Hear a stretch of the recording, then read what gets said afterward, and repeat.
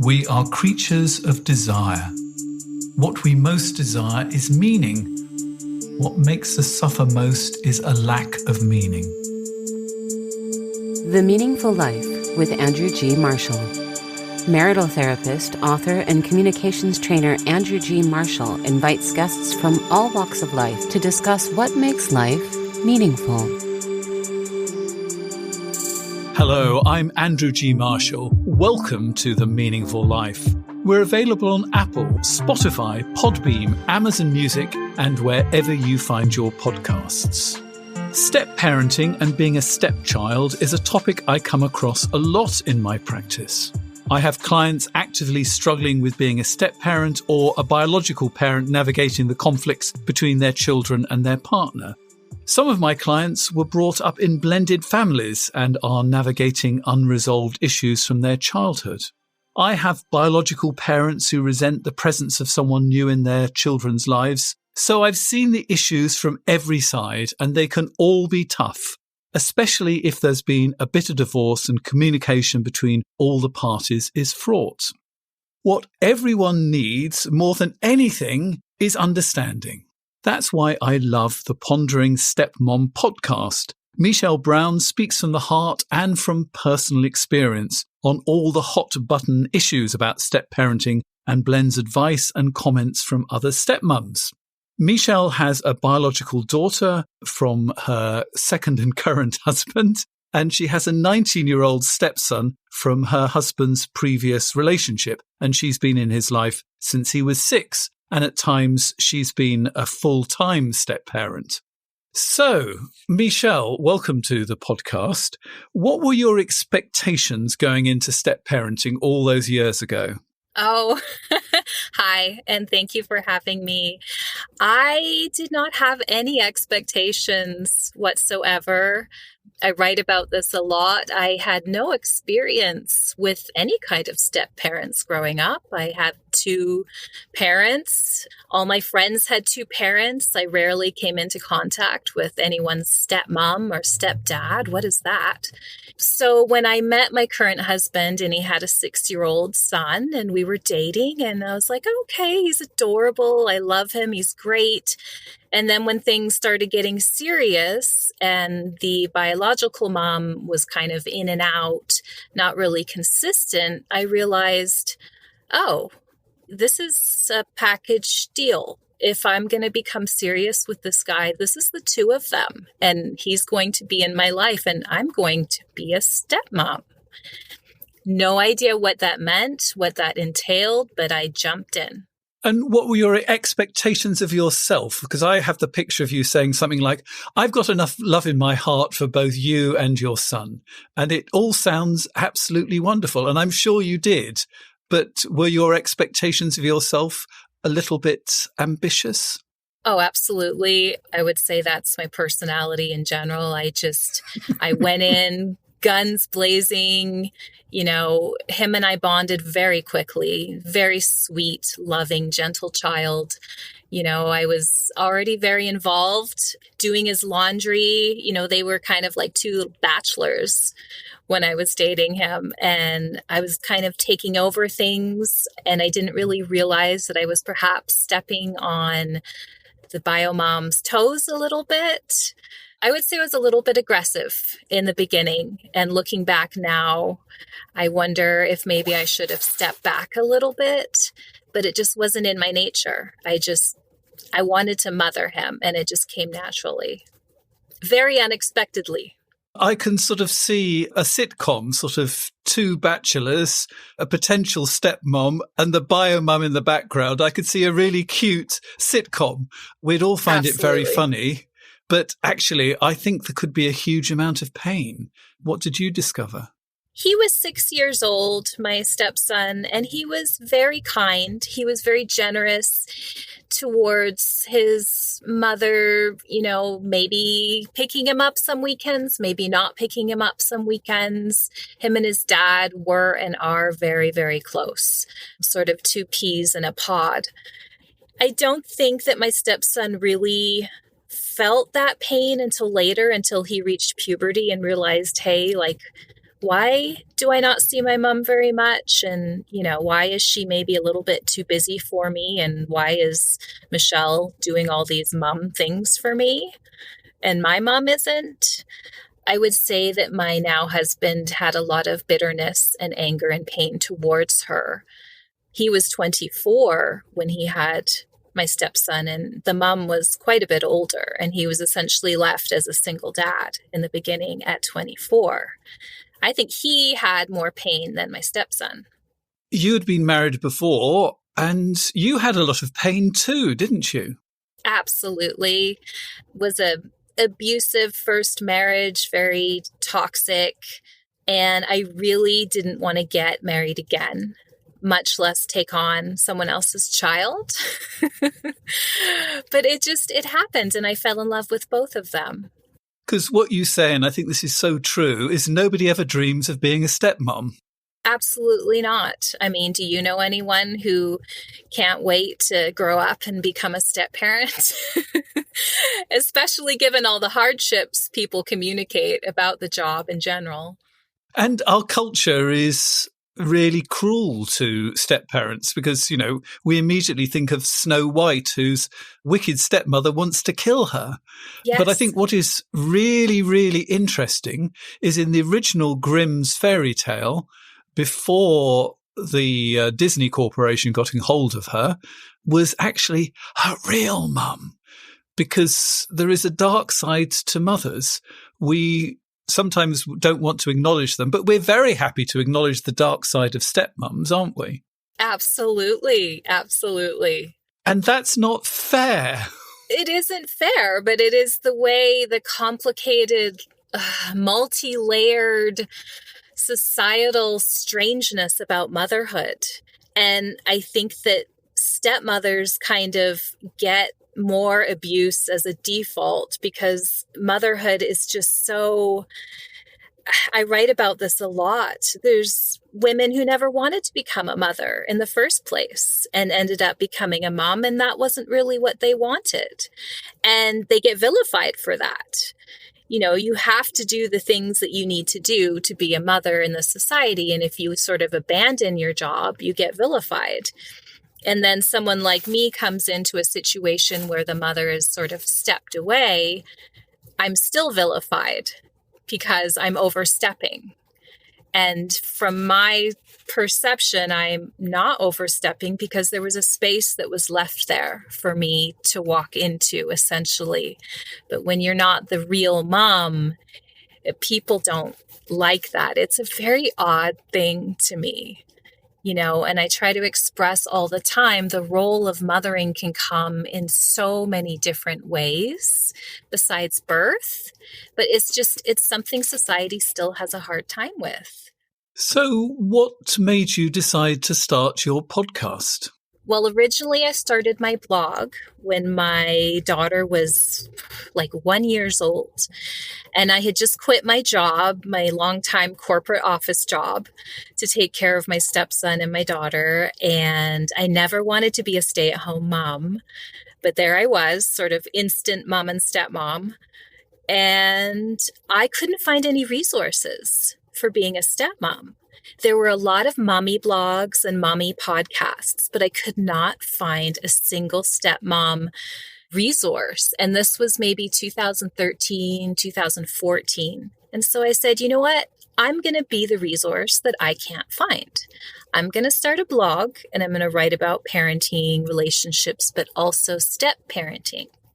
And then a couple years later, I developed the podcast because I would get so many comments from people that I thought I need to share this.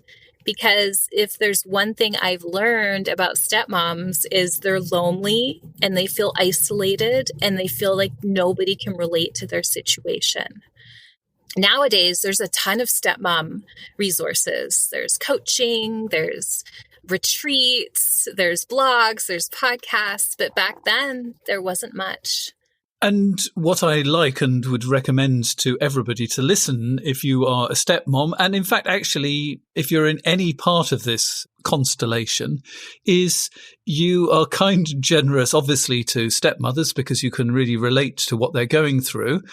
But I would say you're generous to bio mums, to partners, and to the children too, and the biological children who are caught up in these relationships too. How did you manage to pull that off? Well, I have seen a lot of other step parenting forums and communities online. There's a lot of toxic stuff going on. There's a lot of stepmoms that are struggling with a high conflict, as they call it, biological mother. There's a lot of negativity and name calling and sort of drama that I was seeing online that I did not like. And I wanted my podcast to not be that. I don't want to feed into the negativity because stepmoms in general, stepdads too, are dealing already with so much negativity. And I wanted to try and bring in some, not necessarily just positivity, but comfort and solace. And let's talk about this. Let's just not blame each other. I've had a very difficult relationship with my stepson's mom, but I try very hard not to drag that in because it's not productive. Nobody needs that. So I try. So give me a picture of what it was like at the beginning, because what you write about is that for the first 4 years, you found it really difficult. You sort of basically were at everybody's beck and call, it sounds like, and you found it really quite difficult to, the word you use is be assertive. But before we talk about that, sort of tell me about those early years. What was it like for you? Well, because I had quit my job and my husband was working and BioMom also had a job, I kind of felt like the burden was on me because I was now a stay-at-home mom to sort of do everything and be everywhere for everyone and transport everyone everywhere, do the school pickup, and because I was home. And I definitely would say now, looking back, that I just overstretched myself and burnt myself out, with a baby and a toddler and trying to make every award ceremony for the elementary school for my stepson and picking him up and taking him back and forth to his mom's. It was a lot, but I was trying really hard to be that super stepmom. And there's a lot of stepmoms out there who are trying to be that super thing, to make up for or to overcompensate for the broken relationship that has built the situation that you're currently in from the past. So I'm going to give you from today some of your wisdom to send back to you at that point. This is one of your recent posts on Facebook, which I absolutely love. Sometimes the hardest part of being a stepmom is not being able to fix what's wrong. Yes. What do you think you, from the beginning, would have made of that particular piece of wisdom from you today? I'm not sure I would have listened to it, quite honestly. I think I might have just barreled through and said, oh, you know what? This is my responsibility now. I'm a stay-at-home mom. I'm going to do everything. I'm going to take care of everyone. And I mean, I'd like to think I would listen to it, but one of the things that's really hitting me now at this age, I guess, is you can't learn the lessons that you need to learn until you live through it. As much as you would like to have that nugget of wisdom before you have to go through the hard stuff, you just can't. And that's, it's so frustrating, but we all have to go through it. And I had to learn my lesson.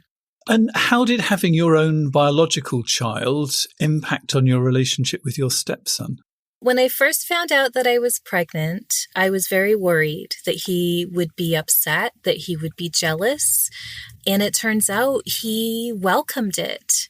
Again, he is the sweetest child. I got very, very lucky with him, especially in the younger years. He was excited when we named her before she was born.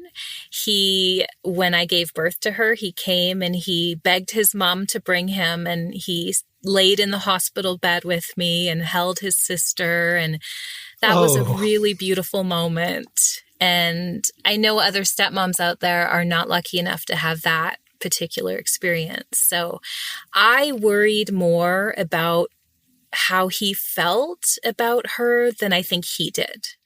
He accepted her right off the bat, and he's always been a wonderful brother. Although when she got older, I did notice that it was difficult for me to divide up my time between the two of them. And as his biological mother was more and more off the scene, I struggled to overcompensate and give him attention and make sure he felt loved while also dealing with my mom challenges with my daughter. And has your daughter ever expressed sort of, it's not fairness? Occasionally, when we would have to drive him back and forth places to his mom's, stuff like that, she would get a little, why do we have to take him back and forth? But other than that, she's been very good about it. She's been very understanding. His mom eventually left the state without him when he was 13, and that was a very dark time in our lives, and she really felt empathy for him. She felt his pain. She didn't really know what to say to him. She couldn't imagine, because imagine her thinking if I did that. And that's how she thought, because she'd always had me. And he, just as a child thinking, wow, like his mom is gone and he doesn't have a mom and I have a mom. Maybe she felt a little guilty. I'm not sure. That's interesting, feeling a little bit guilty. I mean, I haven't asked her that question, but I wonder sometimes if she feels, I got a mom and he didn't kind of thing. Because sibling rivalry is difficult when you're full siblings. I remember when my sister was, the fact that I remember when my sister was born and I wasn't yet 3 shows you what a big impact that had on me. So I hate to think what it's like when it comes to step-parents and step-parenting. What do your listeners tell you about this? Well, I think my situation is interesting because they have such a huge age gap. Like my daughter now is 11 and he's 19 now. Still can't believe it when I say it. And because of their age gap, they're more friends, I think, than siblings. And I think when you've got bio kids and step kids mixed in together that are closer in age, it can get really sticky. I mean, especially with dividing up your time and feeling like I'm showing love to this one and I need to show love. Everyone needs to be equal. And I don't want them to feel like the quote unquote redheaded stepchild. I can't even imagine having younger kids all close in age mixed in to a blended family. So you write there are 3 words every stepmother knows. I thought it would be, it's not fair. What actually is it?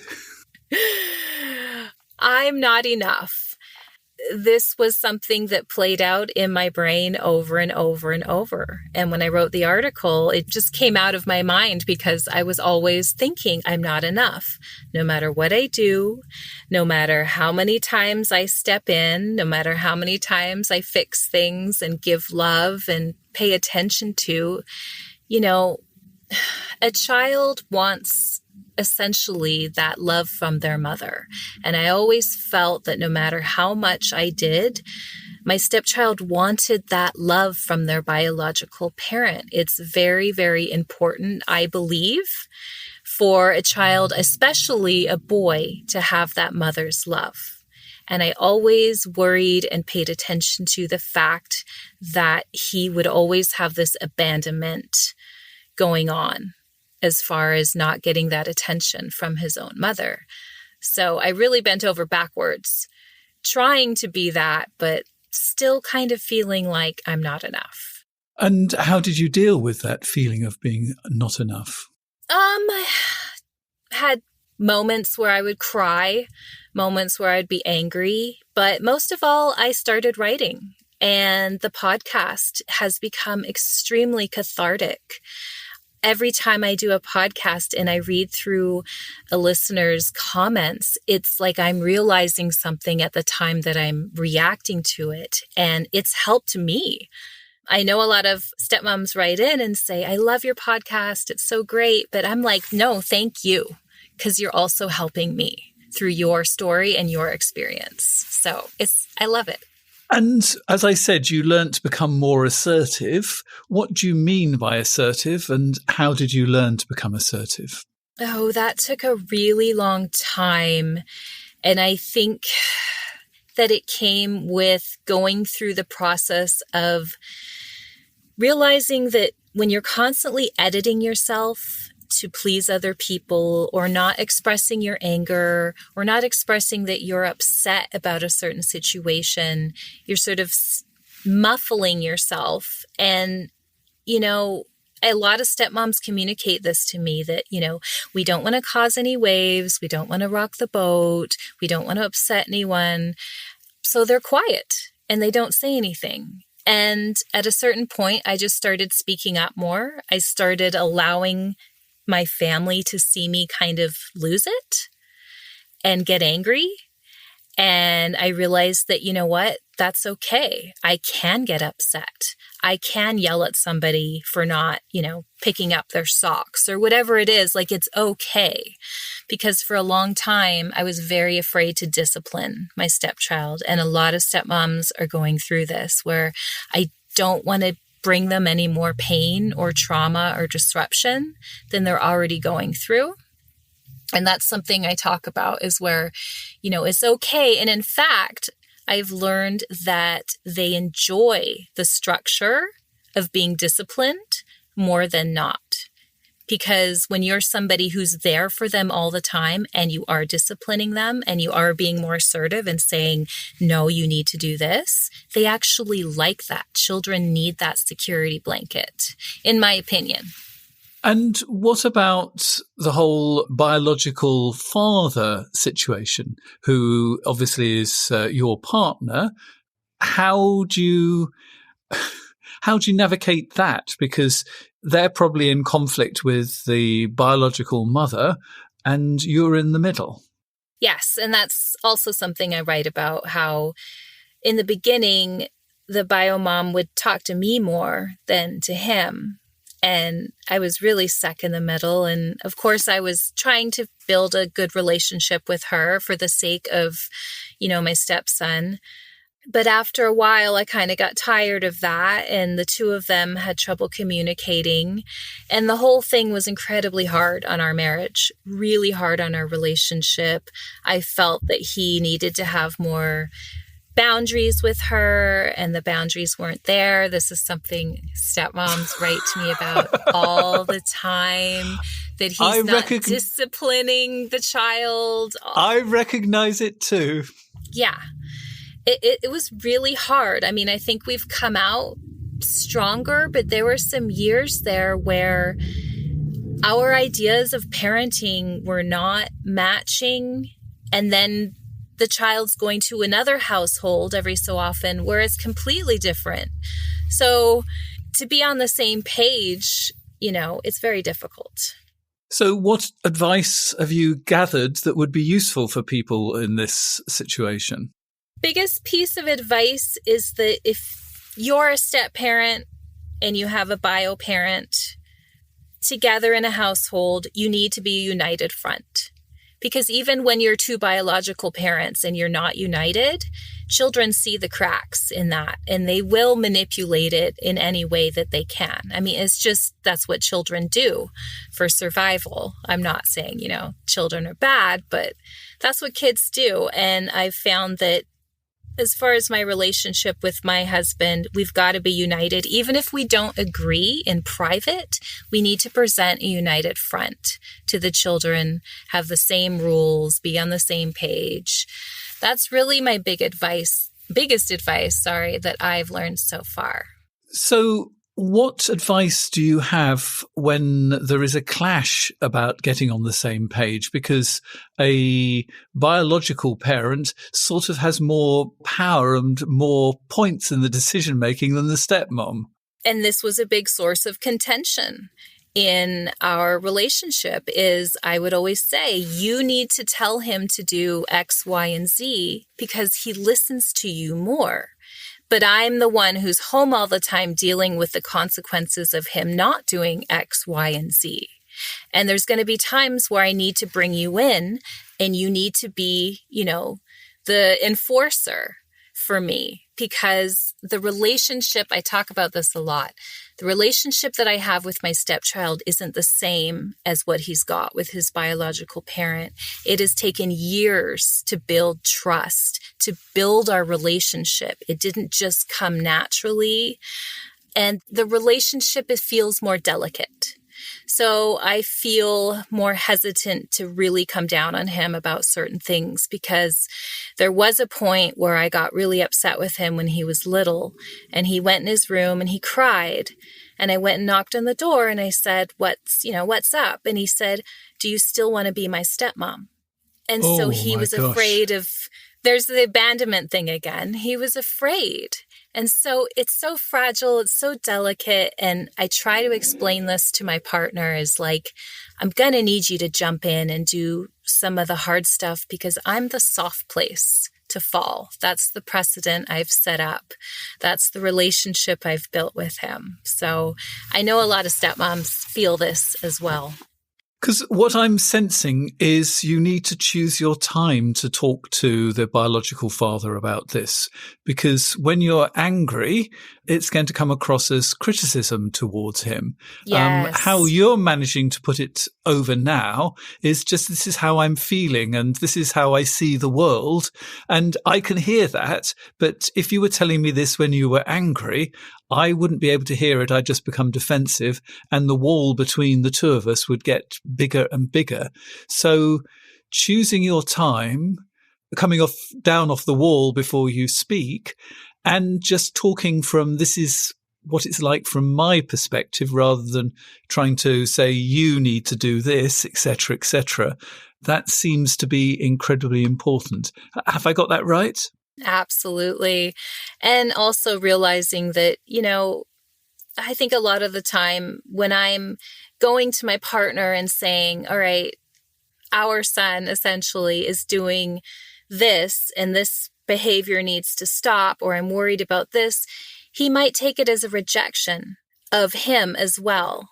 It's a weird thing. And it's something I've realized, I'm not rejecting your son. I'm not rejecting you. I love both of you, but I'm seeing this happen, and, this behavior needs to be addressed. It's taken years. I love that sentence. I love you. I love your child, but there's something that needs to be addressed. I think I can hear that much better than your son needs to do this. Right. But it's trial and error. I mean, it took me years to figure out how to communicate properly. So, listening to your podcast, it seems that the number one issue for stepmoms is scheduling. Have I got that correct? And what is scheduling? Yeah, I mean, I'm, I guess, what you would call a seasoned stepmom now, so I don't have to deal with a lot of that. He's got his own car, he drives himself around, but stepmoms, holiday planning, if you've got a 50-50 blended family situation where the kids spend half their time one place and half their time the other, and where are they going for Thanksgiving? What are they doing for Christmas? Who's got them on summer break? And then I guess you have a lot of stepmoms where the bio mom or the other household switches things randomly. And that's really the biggest complaint, but really it's not about the scheduling, it's about consideration. They're feeling like they're left out of the loop, that they're not being considered, that they're essentially a ghost. And that's what I'm hearing from these stepmoms. They're not getting the respect of the communication that needs to happen in regards to routines and schedules. That's what I hear from them. Any advice on how to deal with that? It's a tough one. I mean, the sort of go-to answer is, well, maybe everyone could get some counseling and go to, therapy or something like that. But a lot of people aren't open to that. A lot of stepmoms have like a shared calendar that they try to implement. Communication, although some of the households are just, the walls of communication have been absolutely broken, where the parents at each household don't even talk to each other. So for me, trying to find solutions when I get stepmoms writing to me about that it's a tough one. Kids have a lot going on, from sport practice to school, extracurricular activities, sleepovers. I mean, the list goes on. I mean, you're doing this interview from your car, which seems like the best place for a stepmom to do an interview, because I think that you live in your car almost if you're a stepmom. That's funny. Yeah, that's perfect. So any advice on dealing with bio mums? Well, I hesitate to sort of throw all biological mums in a blended family situation into the basket of they're just terrible, and they're not all terrible. But from my experience, a lot of the stepmoms that I hear from are doing a lot because maybe bio mom has decided that parenting isn't for her, or she's moved away, or started a different family somewhere else, or more often than not, there's drug and alcohol issues that have taken the biological mom out of the picture. And so these are stepmoms who are really going above and beyond, and they're frustrated and they're tired and they're resentful. And then bio mom will pop up into the picture after being gone for months. And then you have to deal with the children's emotions and how that affects them. And these are more of the stepmoms that I hear from, where the bio moms have been an issue and been a problem. But there are bio moms out there who are fantastic and who make really good friends with the stepmom. Yeah, I had a friend who was a stepmother. She didn't have children of her own. And when her husband got divorced, their youngest child was almost sort of in nappies. And so she was doing a lot and she was involved for a long time. And then the second marriage broke down, and at that point, she had no access to the stepchildren after having a very deep relationship with them. And what she was able to do, which I thought was absolutely wonderful, in fact, I did a newspaper article about it, is she became friends with the bio mum so that she could still have them some weekends, because, I mean, you can never have too many parents available to look after children. But she wasn't getting the access through her ex-husband, but through the biological mother. And they formed a very close relationship, which was extraordinary. Wow. Can you imagine? Kudos to that stepmom. And that's just a testament to the kind of women that are out there in the world doing the hard work of parenting, even when they don't have to. That's amazing. That's a great story. But you also talk about the importance of stepping back as a step parent. So what do you mean by that? And why is it important? Yes, this is a hot issue with stepmoms on the internet right now, as some call it disengaging or stepping back. And when I first heard the term disengaging, when I was really early into step parenting, I kind of was like, that's horrible. Why would you disengage? You know, you need to re-engage. You need to super engage, because that's where I was at the time. I was super engaging. I was super doing everything. And then over time, I started realizing exactly what the disengaging meant. Maybe the term isn't the best term. It sounds a bit cold, perhaps, but it's more of just allowing the biological parents to do what they need to do and what they should be doing, and perhaps giving yourself a bit of a break, not doing so many things and allowing them to be the parents that they need to be instead of you doing everything. And again, I think this is something that full-time stepmoms have a hard time with, because they say, well, I can't step back. I'm the only one here. Dad is working. Mom's not in the picture. I have to do everything. So it's a bit of a hot issue with stepmoms. But even if you have to do everything, you don't have to be super stepmom. You can step back and give yourself a little bit more grace. You can be less critical of yourself when you don't pull things off and when things go wrong. Perfectly said. And that's what we need to keep telling ourselves. And I say a lot that I think a lot of stepmoms are just overachievers in general, just really involved, super passionate. And sometimes you just need to scale that back and put yourself in a timeout, so to speak. And I think I'm going to repeat your words of wisdom. Sometimes the hardest part of being a stepmom is not being able to fix what's wrong. Yes. And you've got to let it go. And actually, to be perfectly honest, I think it's one of the hardest parts of being a mother or a father is that you can't fix everything in your child's life. And in a sense, there are things they have to learn and fix for themselves. Yes. Learning that with my 11-year-old now. Give us an example of that. Oh, dealing with female friendships at school and bullying and, how do I solve this issue? And just knowing that this is only the beginning and this is just stuff she's got to figure out on her own, navigating relationships. Yeah, you sort of want to follow her around like sort of secret squirrel all day long and be able to step in whenever necessary. And that's not possible, is it? No, I would if I could, but I know that I can't. So in a moment, we're going to actually look at a practical situation that's been written in by one of my listeners, and we'll be doing that in just a moment. The Meaningful Life with Andrew G. Marshall. Please follow us on Twitter, like us on Facebook, and visit our website, andrewgmarshall.com/podcast, where you can join our supporters club and unlock bonus material and other benefits. Thank you for listening to the Meaningful Life Project. I'd like to thank everybody who has become a supporter because each episode costs. I have a team who have to be paid. I thank them all at the end of the episode, but they need paying as well.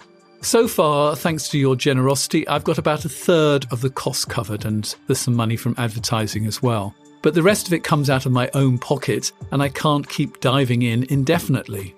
So that's why I'm asking you to be really generous. If this program is helping you, perhaps you can help me continue to provide this help for others. If you go to Patreon, you can become a supporter and you get all sorts of benefits. You get preferential treatment for sending in letters, for suggesting topics for me to cover, and you get access that way to all the bonus material, and you're going to get something else as well, a big chunk of my gratitude. There's other ways you can buy the bonus material directly through Apple and Spotify. If you'd like more information, go to www.andrewgmarshall.com/podcasts. Thank you. Want smooth skin all summer, Bay Area? Try laser hair removal at Laser Away. Text radio to 53043 today and save $250 off your package. Bye-bye, razors. Text radio to 53043 for laser hair removal at Laser Away. Ew, gotta get rid of this old Backstreet Boys t-shirt. Tell me why. Because it stinks, boys. Tell me why. I've washed it so many times, but the odor won't come out. Tell me why. No, you tell me why I can't get rid of this odor. Have you tried Downy Rinse and Refresh? It doesn't just cover up odors, it helps remove them. Wow, it worked, guys. Yeah. Downy Rinse and Refresh removes more odor in one wash than the leading value detergent in 3 washes. Find it wherever you buy laundry products. If you'd like to participate in the programme and send in a letter about a dilemma that you're dealing with, I will do my best to find an expert who will be able to deal with it, or I'll find somebody interesting to give you an entirely different perspective. If you'd like to do that, you can go to my website, www.andrewgmarshall.com/podcasts. You'll find a chance to sign up to my newsletter. I send great articles 2 times a month, sometimes from me, sometimes from some of the experts who appear on my podcast. And you'll also find a place where you can participate in the show. And this is what's been written in by one listener. My husband's son is causing a lot of problems in our relationship. His mother has poured a lot of poison into him and he dumps it all over our lives. I thought at the beginning he's young and he's been through a lot. Give him time and he'll come round. But no, he just gets more and more disrespectful. I have a daughter from my first marriage, but he heard her calling my husband Papa, not Daddy or Dad because she has one, and he was so cruel to her. I can put up with him being dismissive and rude to me, but not my daughter, who looks up to him. It breaks my heart. I've spoken to his father many times, but he's such a softie, I don't think his son really hears him. I'm at the end of my tether. So what do you think, Michelle? Well, my first thought is, the role of the father here, where the stepmom says she's spoken to him many times, but that he's a softie and doesn't think that the son is listening to him.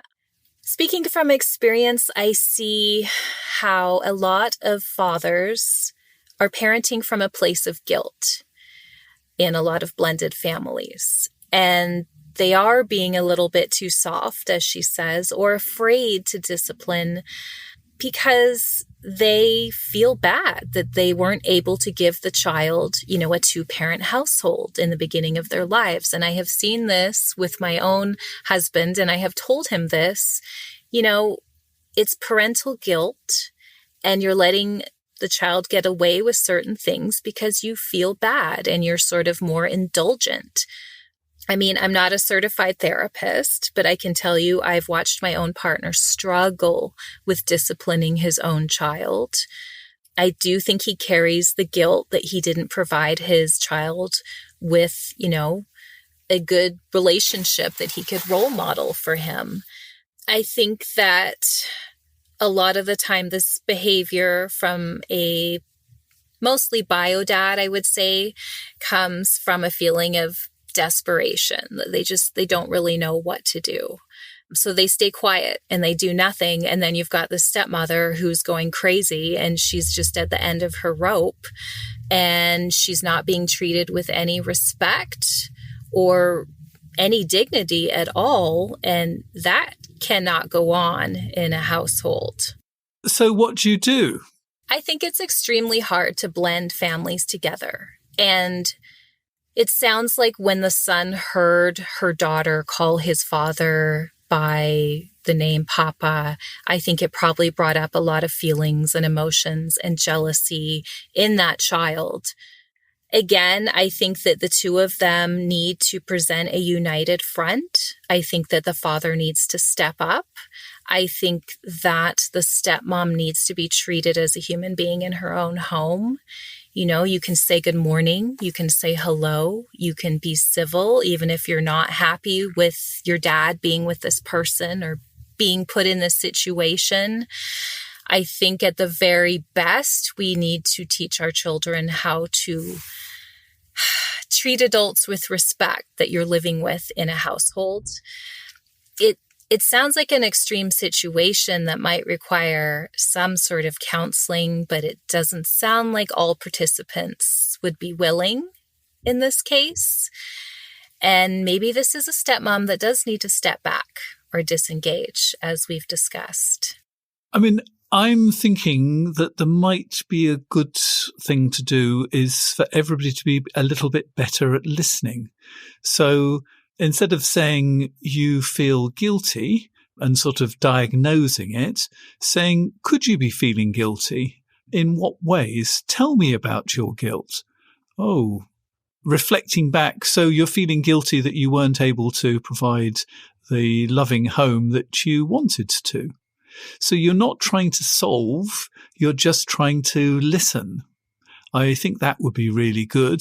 And hopefully this will actually teach your partner to be able to do the same thing so that when he's talking to his son, it's okay to feel jealous.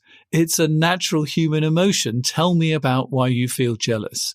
And be able to do some listening rather than trying to rush in and do some solving, because that's our natural tendency. When we see that something is difficult, we want to solve it. We want to fix what's wrong. And actually, sometimes being able to listen to what's wrong and sit with what's wrong is actually what's needed. What do you think, Michelle? Yes, I think that's good. I also think the dad needs to remember his relationship. One thing I have learned, and a lot of people don't agree with this, is I really do think your relationship needs to come first. I don't think that the father should be okay with his partner being treated in this manner, even though it is his child. And I think you need to show the children that your relationship is that important to you, that you feel your partner should be treated with respect. And that's how his son should learn how to treat everyone in the world as well. I mean, there's different ways you can say it, but what strikes me the most is, this is your partner. Do you really want to see them being treated in this way, even if it's one of your children? And that is a really important thing to say. You've actually got to model that your partner is important. And, obviously if your child is ill, then the child suddenly goes up the list.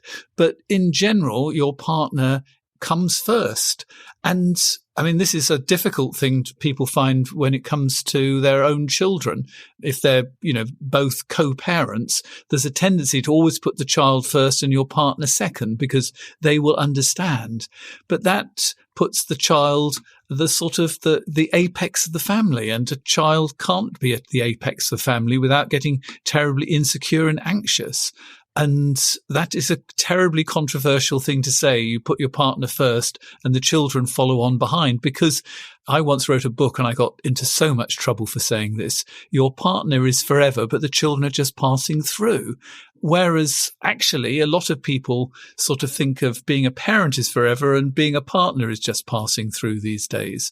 And it's all the wrong way round. But I got into so much trouble saying that. And I think it's even harder when you're a step parent rather than both of you biological parents together. But I still think it's actually good advice.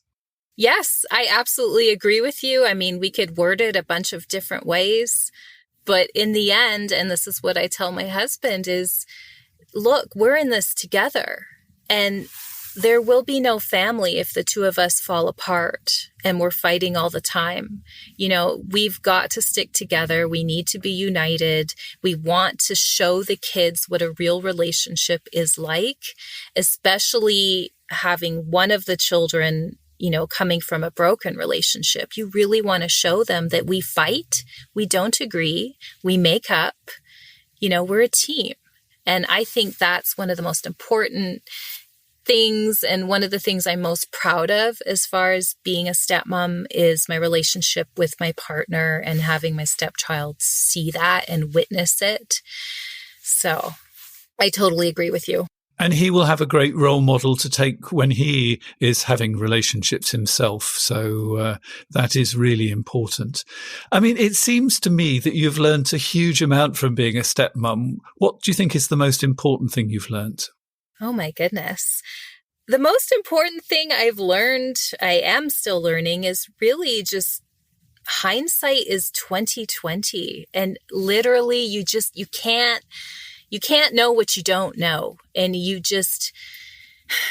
got to accept that there were things I wish I could go back and do differently, but you cannot do that. And you've just got to soldier on, and spreading my experiences and my things that have happened to me in my blogs and on my podcast is really the best I can do to sort of take back that control that I feel that I lost. I've learned a lot about myself, being a bit of a control freak. And, I think I did a podcast talking about this, about how a lot of stepmoms feel like they're control freaks because they feel like they need to control everything. And when you become a step parent, so many things are out of your control, and it can be very triggering for a lot of women like me who feel like they need to know what's happening. And this goes back to the scheduling. And I've got one thing to say to you, Michelle, which is being a parent and being in control.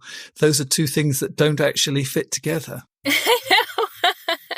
Well, that's what I've learned. So we've almost run out of time. If you are a supporter of The Meaningful Life, the conversation will continue in a moment. But Michelle, I have to ask you, as a witness on The Meaningful Life, what makes your life meaningful? What makes my life meaningful right now is just feeling that curiosity about life, observing things, writing about things. Throughout all these chapters of my step parenting and parenting journey, which sometimes gets lost in the shuffle of my big step parenting journey, is just the sanctuary of my writing. It's my island. It's my place just for me. It's where I've been able to express myself and create a community and feel like myself. So right now, writing is what makes my life meaningful. And I love the answer about curiosity, because I think that is such a beautiful way to reach the world. And the other thing I would say is everybody can write, keep a journal. A diary can be a place of refuge. You don't have to put it online if you don't want to. And if you do, you'll find that other people will gravitate towards you, because we all like to see ourselves reflected in other people's eyes. So we're going to talk about something that we haven't really touched on in the bonus material. And this is what Michelle learned meeting her ex-husband for breakfast. Oh, because we all would like to sort of go back and see the past again through fresh eyes. Michelle has done it, so we'll find out what that was like in just a moment. And if you want to hear that bonus material, you can subscribe directly via Apple or Spotify. We're also available on Amazon Music. And if you want to become a supporter of The Meaningful Life and unlock the bonus material this way, here are the details. You've been listening to The Meaningful Life with Andrew G. Marshall. You can follow Andrew on Twitter, like him on Facebook, and please leave a review wherever you consume your podcasts. Making, editing, and distributing The Meaningful Life comes with substantial costs, and we'd like to ask for your help.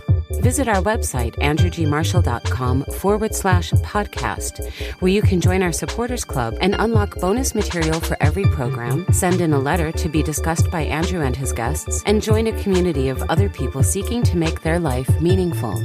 At the gold level, you get even more benefits. Production of The Meaningful Life with Andrew G. Marshall is by Michael Dooney. Social media by Madeleine Healy. Sound engineering and theme tune by Sebastian de la Luz Mendoza. And I'm Susie Colick. Please tell your friends and spread the word. Thank you.